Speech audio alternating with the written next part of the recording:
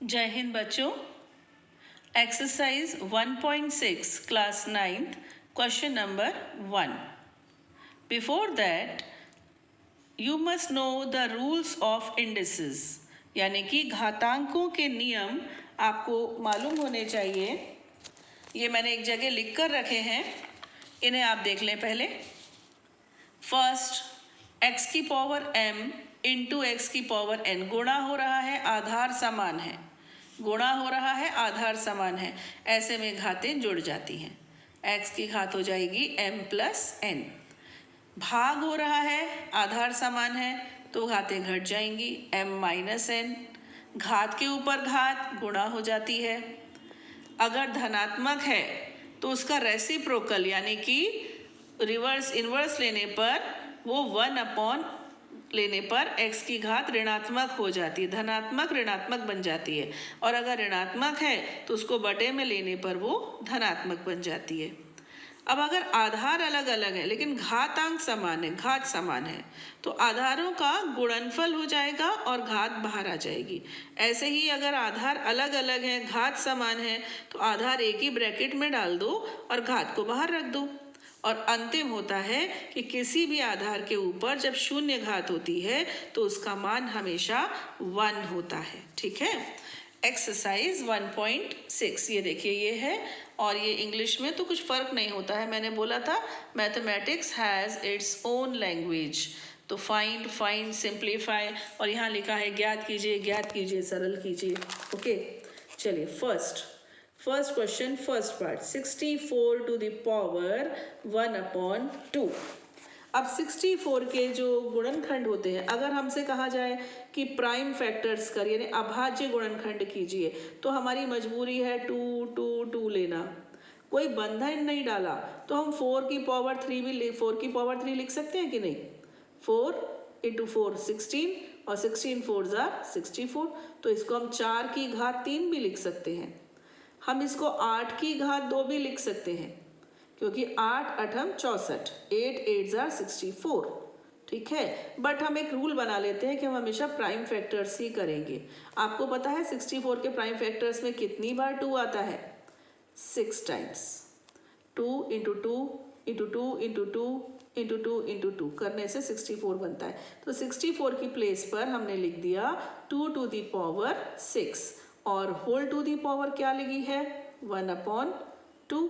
ठीक है, हमने एक रूल पढ़ा था कि पावर के ऊपर पावर होती है ना, तो मल्टीप्लाई हो जाती है। तो ये क्या हो जाएगी? 2 की पावर 6 इंटू 1/2। 2 1 2, 2 3 6, क्या बचा? 2 की पावर 3 बचा। 2 की पावर 3 मीन्स क्या? 2 into 2 into 2, that means your answer is 8। Clear? Second part मैंने यहाँ पर सॉल्व करके रखा है जिससे कि थोड़ा जल्दी से आपका काम हो जाए। 32 to the power 1/5। 32 is 2 to the power 5 होता है ना। 2 की घात 5 करने से 32 आता है।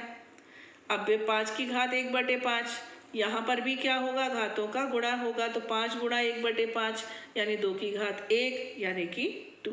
Clear? Now come to the third part, sorry ये रहा थर्ड पार्ट। ठीक है, 125 टू दी पावर 1/3। 125 की घात 1/3। 125 के आप गुणनखंड करोगे तो 3 बार 5 आएगा, है ना। तो 5 की घात 3। मैं आपको करके दिखाऊं क्या? आपको आता होगा। 125 के हम इस प्रकार गुणनखंड करेंगे, तो 5 दूनी 10, 5 25, फिर किया 5 5 25, 5 एकम 5, 3 बार 5 आ गया। तो हम इसको लिखेंगे 5 की घात, ऐसे यहाँ पर किया था 2 की घात 5, ऐसे 32 के हमने गुणनखंड किए थे। तो 3, अब 3 का गुणा किस में होगा? 1/3 में। 3 से 3 कट गया, 5 की घात क्या बची? 1। 5 की घात 1 तो 5 ही होती है। आ गया बच्चे समझ में? ना नेक्स्ट क्वेश्चन नंबर 2, इसके मिलता जुलता ही है, थोड़ा सा चेंज है। फर्स्ट है 9 की घात 3/2।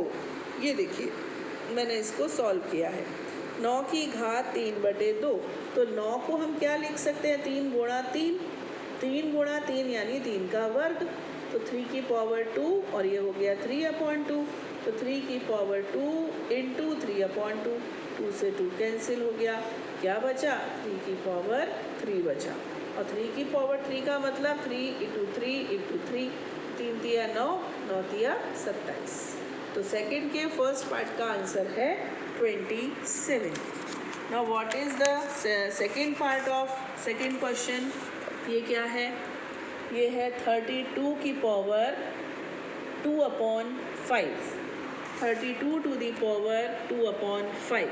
अब देखो 32 को आप कैसे लिख सकते हो, 2 की घात 5 लिख सकते हो, तो ये आपने बाहर 2/5 तो है। अब घात पर घात हो तो गुणा हो जाती है, आपको बताया मैंने। क्या बचा, 5 से 5 कट गया, 2 की घात 2 बच गई, और 2 की घात 2 क्या 4। इधर आ जाओ, 16 की घात 3/4, 16 के गुणनखंड किए, 2 गुणा 2 गुणा 2 गुणा 2, 4 बार आया, तो 2 की घात 4 बन गया।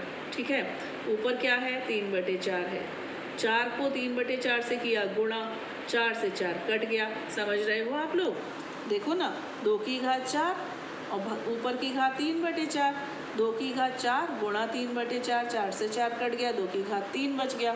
2 की घात 3 क्या होता है, 2 गुणा 2 गुणा 2 यानी कि 8। ये आपका आंसर है। एक क्वेश्चन मैंने लिख के रखा हुआ है ताकि मैं इसको आपके सामने एक्सप्लेन कर सकूं। आपने अभी पिछले क्वेश्चन में देखा 125 क्या होता है, 125 होता है 5 की घात 3, और इसके ऊपर क्या घात दी हुई है, ये दी हुई है -1/3। अब ये हो गया 5 की पावर 3 इंटू -1/3, 3 से 3 कैंसिल, ये हो गया 5 की पावर -1।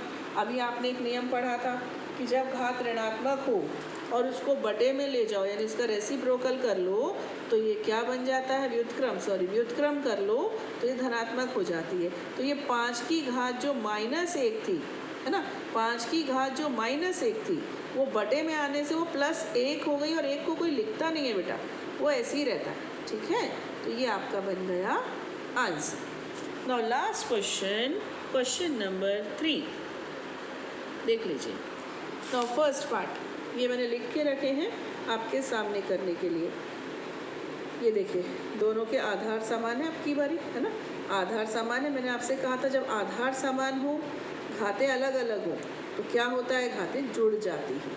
ये बीच में डॉट है ना, डॉट, ये गुणा का चिन्ह माना जाता है, आप छोटी क्लासेस में पढ़ चुके होंगे। यानी कि घातें समान हैं और उनका गुणा हो रहा है, तो क्या होगा, इनके जो घातांक है ना, ये जुड़ जाएंगे। In multiplication powers must be added. तो अभी 3 और 5 का एलसीएम कितना आएगा, 15। 15 को 3 से भाग दिया 5, 5 दूनी 10, प्लस 15 को 5 से भाग दिया 3, 3 एकम 3, यानी कि आपका उत्तर बन गया 2 की घात 13/15। ठीक है, नेक्स्ट ये देखिए, यहाँ पर मैं बहुत तरीके से इसको बता रही हूँ। ये हो जाएगा 1 की पावर 7 अपॉन 3 की पावर 3 टू दी पावर 7। इस चीज़ को समझ लीजिए बच्चों। देखो, ये जो बाहर 7 की पावर है ना, ये पूरे ब्रैकेट के ऊपर है, पूरे ब्रैकेट के ऊपर ये 7 है, तो ये 7 एक के ऊपर भी है, ये 7 ये जो हर है इसके ऊपर भी है, तो क्यों ना इसको अलग अलग लिख दिया जाए, क्योंकि हमें अभी इसको सरल करके दिखाना है। ठीक है, तो मैंने ये 7 जो है एक के ऊपर भी लगा दिया और नीचे डिनोमिनेटर के ऊपर भी लगा दिया। अब देखते हैं क्या हो रहा है। 1 की घात 7 में क्या बन गया, 1, और यहाँ पर क्या होगा, यहाँ पर आप सीख चुके हो घातों का गुणा होगा, तो ये कितना आ गया, 1/3 की घात 21। अगर आपका मन है ऐसे ही इसको छोड़ने का तो ये भी आंसर है। अगर आप चाहते हो कि क्या हर में नहीं लिखेंगे, हम तो अंश में लिखेंगे, अंश में यानी न्यूमरेटर में लाने के लिए आपको क्या करना पड़ेगा, नियम का पालन करना पड़ेगा। नीचे ये प्लस का 21 है, धनात्मक है, ऊपर आकर ये क्या बन जाएगा, ऋणात्मक। ठीक है, 3 टू दी पावर -21, ये आपका आंसर। थर्ड, यहाँ पर देखिए, यहाँ पर कौन सा नियम लगेगा कि आधार समान है और भाग हो रहा है। मैंने आपको ये नियम इस प्रकार से बताया था, x की power m divided by x की power n will be x to the power m minus n। मैंने आपको ये ऐसे बताया था। तो डिवाइडेड का मतलब क्या होता है, बटा ही तो होता है ना। तो यहाँ पर इस तरह से लिखा हुआ है, समझ में आ रहा है। तो ये हो रहा है भाग। तो भाग में क्या होता है, भाग जब होता है ना तो घातों की अंतर लिया जाता है, उसको घटाया जाता है। तो 11 ऊपर वाली घात क्या है, 1/2। इसमें से किसको घटाया जाएगा, 1/4। बेटे समझ लीजिए, ये कठिन नहीं है, समझ लीजिए बस।